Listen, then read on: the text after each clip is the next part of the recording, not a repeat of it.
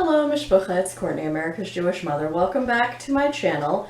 It's Friday, so it's time for a Friday Reads video, and I apologize if I look a little bit haggard. I just got done not 10 minutes ago with a virtual live stream power flow class, and oh my gosh, my legs are jello, so I'm seriously out of practice. There were a lot of chair poses, there was a lot of lunges, there was a lot of three-legged balancing positions, so yeah, that was a lot.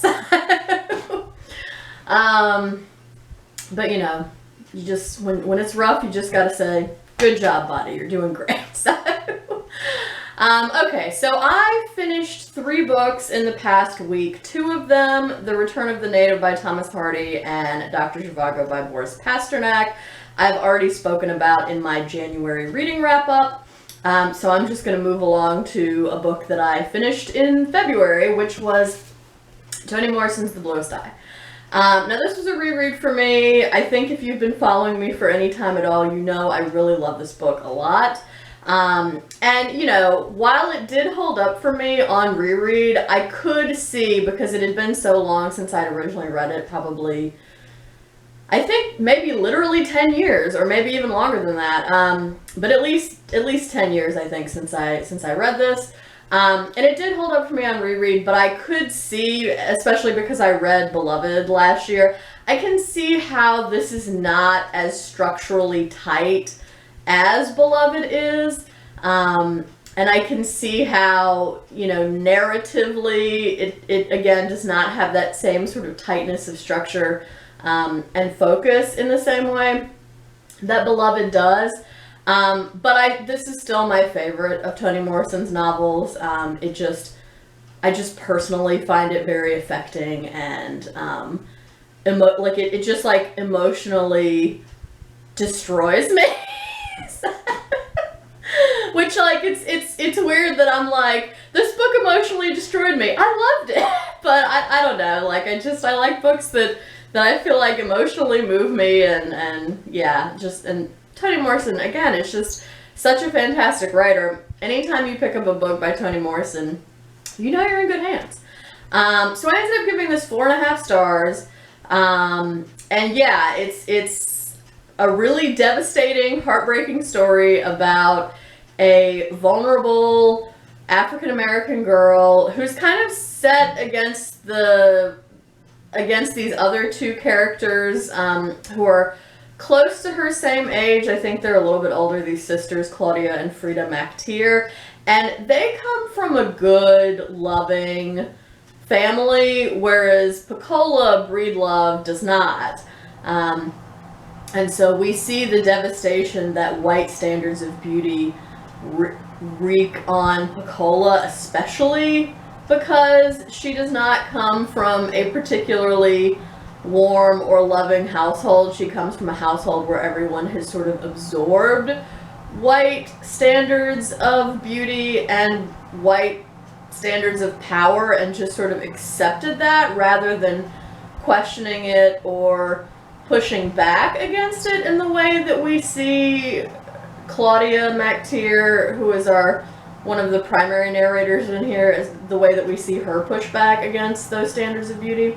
And we see how devastating that ultimately is for Pecola. So yeah, it's an excellent book.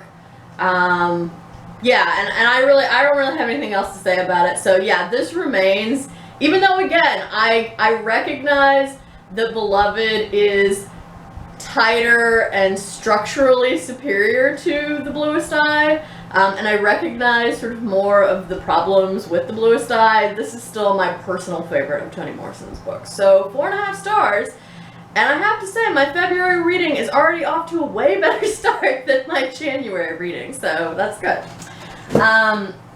So in terms of what I'm currently reading, Melissa Fully Booked and I are still working on our buddy read of Moby-Dick by Herman Melville. By the way, most of these books that I'm mentioning, I don't actually have physical copies of because I'm either reading them as ebooks or listening to them as audiobooks. I'm also currently reading Under the Udala Trees with I'm reading Under the Udala Trees by Chinelo Okparanta, with Scott and Nell of Gunpowder Fiction and Plot. I think we're going to do a check-in about this over the weekend. I am maybe 20 or so % of the way through it, and so far the main character of this book, it's set in Nigeria during the Nigerian Civil War. We've seen the devastation that the Nigerian Civil War has already wrought on our main character's family life, so I'm curious to see where else it will go. I know this is supposed to be a queer love story, so that hasn't come into play yet, but I imagine we're going to get to that soon.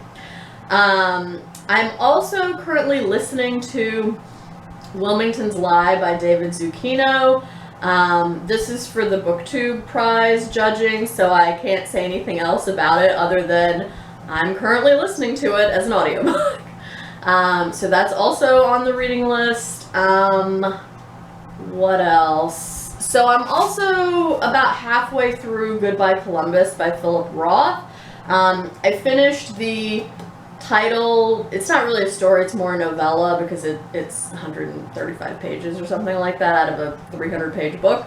So I finished Goodbye Columbus, and I just this morning read the next story that follows it, which is called The Conversion of the Jews.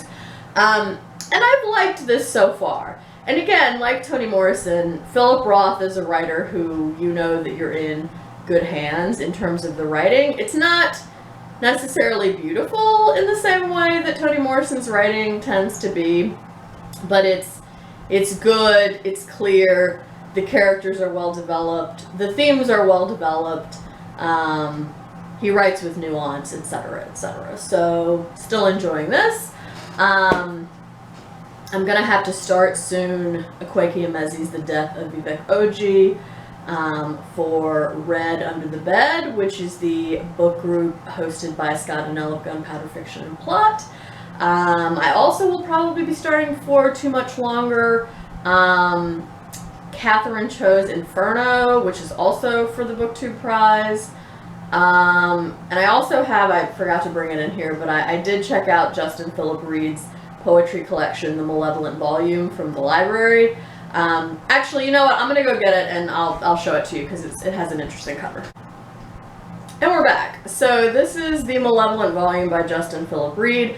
I'd sort of seen some stuff about this, and then I heard Mark Nash give it a very rave review, and I think he and I have similar taste in poetry, so I'm excited to read this. I have not really gotten into it yet, but as it is a poetry volume, I don't imagine it will take too long to get through, and especially if I get into it, I tend to blow through a poetry volume in like 2 or 3 days, so I do need to read this sometime in the next 2 weeks while I have it checked out from the library. Okay, so that's everything that I either read, or I'm currently reading, or I'm shortly going to start in the near future. So yeah, let me know if you have thoughts about any of these books. Let me know what you're reading and enjoying right now. Thank you for watching this. I hope everyone is doing well and staying healthy. I hope you're doing good reading whenever you're reading, and until next time, would it kill you to call you mother?